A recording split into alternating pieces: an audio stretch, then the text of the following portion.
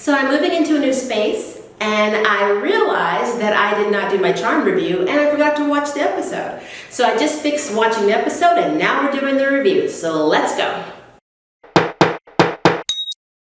Hi guys, my name is Maria Park, and this is Approach to Nerd. And in this episode, we are reviewing Charmed Season 2, Episode 9. Welcome, or guess who's coming to Safe Space. Now, I don't have my equipment here yet, so we're basically using camera audio for this, and I apologize, so bear with me. I'm still getting things set up.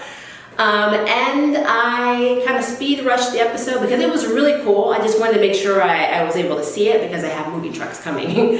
So let's see if I'm able to get this up with my internet that's not hooked up yet. Let's get into the episode. So, Macy still doesn't have her charmed abilities. Mel is basically speed boiling Mocha with her new molecular manipulation power, which is kind of cool. Maggie is basically Phoebe from seasons 1 and 2 of their OG charm. She has a premonition power. She's able to touch objects and sense things like Phoebe used to. So essentially she is Phoebe right now. But yeah, Macy has no powers, charm-wise, except for her demon abilities, which my theory on this is, it's because she has not dealt with what happened with Harry kissing Abigail, and also with her feelings for Harry and Dark Harry. But pretty much everything, the human side of Macy, she has not dealt with. So how can she have her charmed abilities as a witch and a human if she's really more in touch with her demon side, which is why she's in touch with her demon powers. That is my theory. The Hasty situation is just crazy. There's a new character named Julian. He is, I guess, the new investor at Safe Space. He also has this vision of creating agriculture and being able to grow food underground. And his plan is to demo or pilot that at Safe Space, which would basically mean he'd be digging into the command center. So Macy comes up with a plan to take him to dinner and then put a potion in his drink to make him forget that he wants to do that, or change his mind, basically. But they kind of hit it off. I mean, he likes everything that Macy likes. They're so alike. They're both scientists. They both think the same way. They like the same things. He is basically perfect for Macy. He kind of reminds me of Dan. I think his name was Dan in OG Charmed when Piper was dating the firefighter guy who had the niece that he was helping raise, or was raising, I guess, at this point, who was totally into Piper, very understanding, and she still went back to Leo. I kind of feel like Macy, White Lighter Harry, and this Julian guy are now the Dan, Piper, Leo triangle. Which means it's even crazier now, because now we got Abby, we have the Macy, Abigail, Harry triangle, and now we've got the Julian, potentially, Harry, and Macy triangle, and then we got the Macy, Dark Lighter, and White Lighter Harry triangle. This is getting confusing. But, yeah, I mean, he could just be that villain character, or Julian could be Dark Lighter Harry's master, because it would make sense. If I was writing this, he would be a lot more than he seems, because he seems way too perfect. I don't remember the actor's name. He used to be in this show on Sci-Fi. I think it was called Haven. Where they had these abilities called Troubles. People were reincarnated or born with these abilities called Troubles. And this one character that kept being reincarnated, it was her job to stop them from using their powers or figure out how to stop them or help them or whatever. Well, he was one of the characters in that show. He's a very good actor. And I have to admit, him and Macy, like Julian and Macy have chemistry. So Harry has a lot to worry about. And Harry was jealous in this episode. And Macy let him know that she knew that he smooched Abigail, in kind of like a smart aleck kind of way. So there's a lot going on with Hasty. And I think the next episode, we're going to see a lot more. So yeah, my theory is Hasty is going to they're going to have to deal with their stuff in the next episode. And Macy is going to have to figure out what is happening with her powers via her demon side and her not being able to basically be more human. Because I really think that is why she's not able to get her charm powers back. So let's move on. Speaking of Maggie, there's two things going on with Maggie. One, she had a vision of somebody with the Dark Lighter's weapon being attacked by a hooded person who could be the Dark Lighter at a motel. So she tells Mel about and of course Harry and Macy about it. It's interesting that Macy said she did not want to go with them to investigate because she's scared if it was Dark Lighter Harry, she wouldn't be able to resist him. Ha! Back to my other point. What the heck, Macy? But moving on. So they're going to go investigate, and when they get there, they're looking for the weapon, but instead they find their father. And their father thought that they were dead because they thought their father was like just a normal run-of-the-mill archaeology professor who was kind of like a deadbeat dad, but he's also a thief who basically was selling, ancient like artifacts on the black market to people that were kind of shady. And one group that he sold a particular artifact to wanted to know where he got it, and he didn't know where he got it, so I guess they kind of didn't like his answer and put a hit on him, and then he thought that because of that, his daughters were killed. But what's interesting is the reason he had the dark lighter or Harry's weapon that he tried to kill them with or use on them in the premiere of season 2 is because he went to investigate the rubble, the house that was torn down, their house, and found the weapon. And then he was going to take it to sell it. So yeah, Ray's he's a little weird.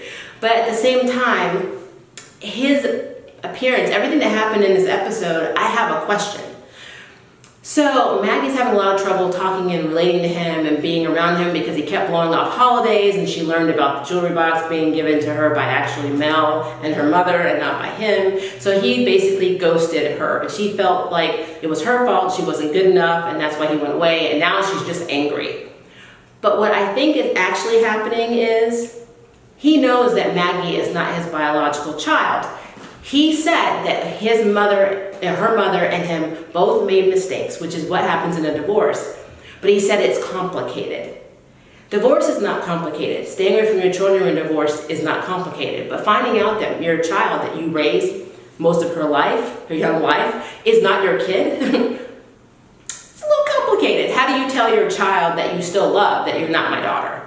I kind of get if that's what happened, why he was having issues, dealing with Marisol and all of that. And so in that respect, it's hard. I'm kind of split. Yes, Ray's a little shady and he's a thief and he makes really weird choices in life, but Marisol still had Maggie with Macy's dad. And to be fair, they did not leave each other willingly. She just couldn't be around Macy or she would die.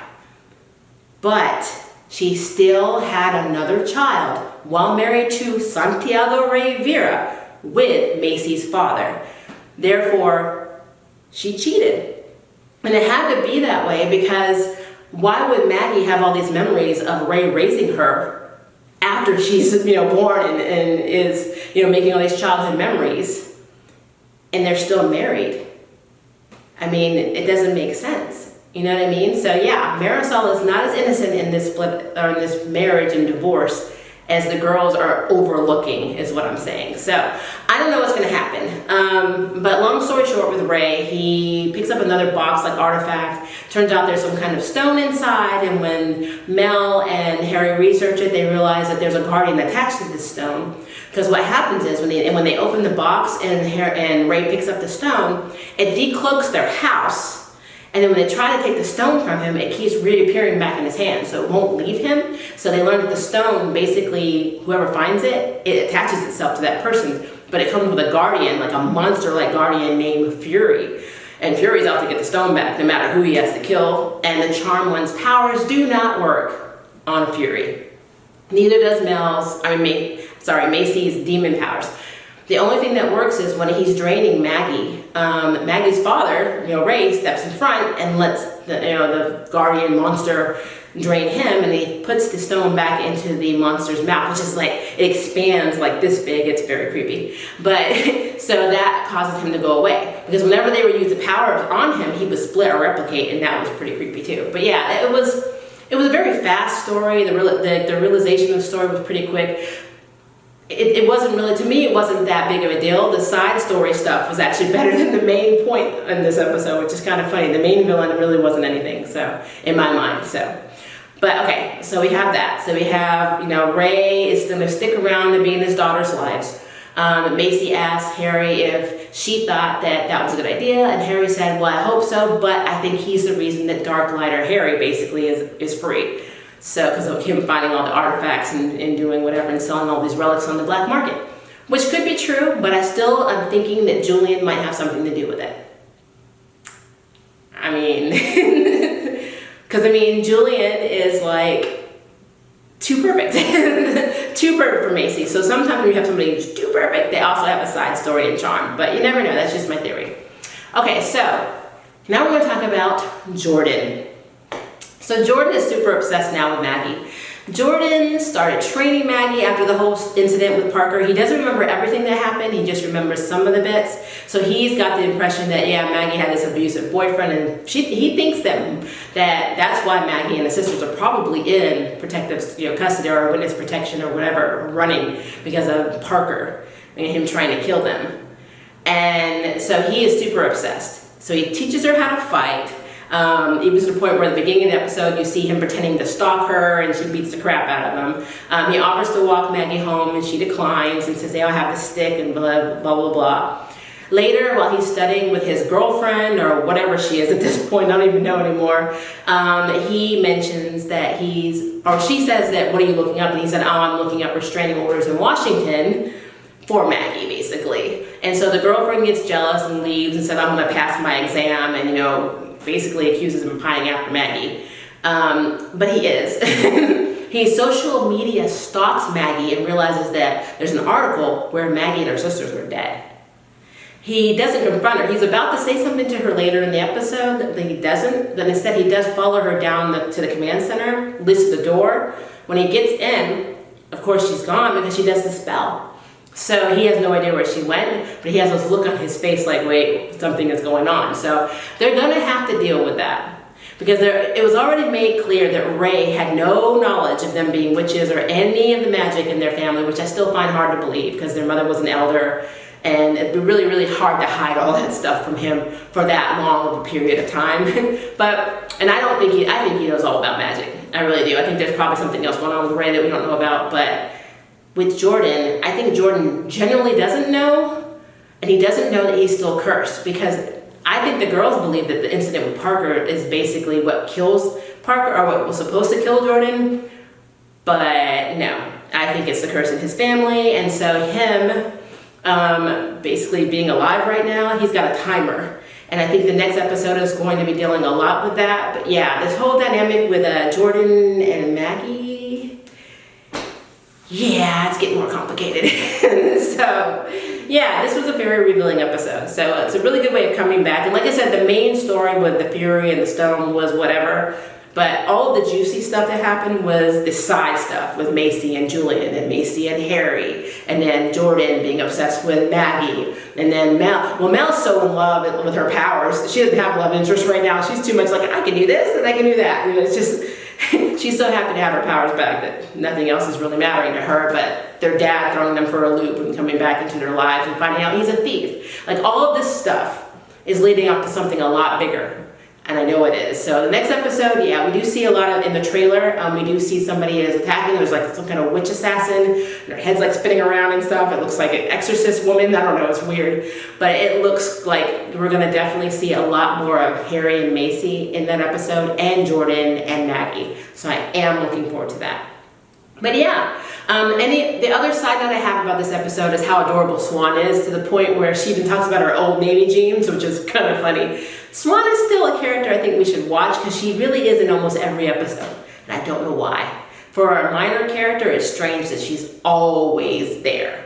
So we may find out something about her too, but I mean, who knows? I mean, the charm writing sometimes goes the way I think it's going to go, and then sometimes it goes off the rails. So that is what I think. I want to know what you guys think. Do you think that Macy not embracing her human side is why she's not getting her charm powers, like not dealing with her drama with, the Harry, Macy, Dark Lighter Harry, Abigail, now Julian being human and stuff, blocking or repressing her charms, powers and making her more demon? Or do you think something else is going on? Because the Black Ember experiments she was doing, they're not working. I think she was up to 13 at this point. So what is causing Macy not to have her powers? Do you think Jordan and Maggie are going to get together? They should, but how and why and for how long? Because he could die. He is 25. Will Nico ever come back? So I want Nico to come back, or even Jada at this point. Come on now. And then, of course, what is going to happen with the Darklighter? Are we going to learn that Julian is the Darklighter's master? Does Ray know about the Darklighter situation? What does Ray know? Why is Ray actually there? Did he know that his daughters weren't dead? Did he lie? I mean, it wouldn't be the first time, right? There's so many questions that I have. So many theories out there, and I would love to know yours, so please leave a comment below and let me know. And if you would like to sign up for jury duty, hit the subscribe button. And if you'd like to know who's next on the Nerd Ballot, hit the notification bell. Until next time, I can't wait for you to approach the nerd. Bye, guys. Thank you for watching my video. I really appreciate it, but hey, the party doesn't have to stop now. Click on one of these videos and keep it going.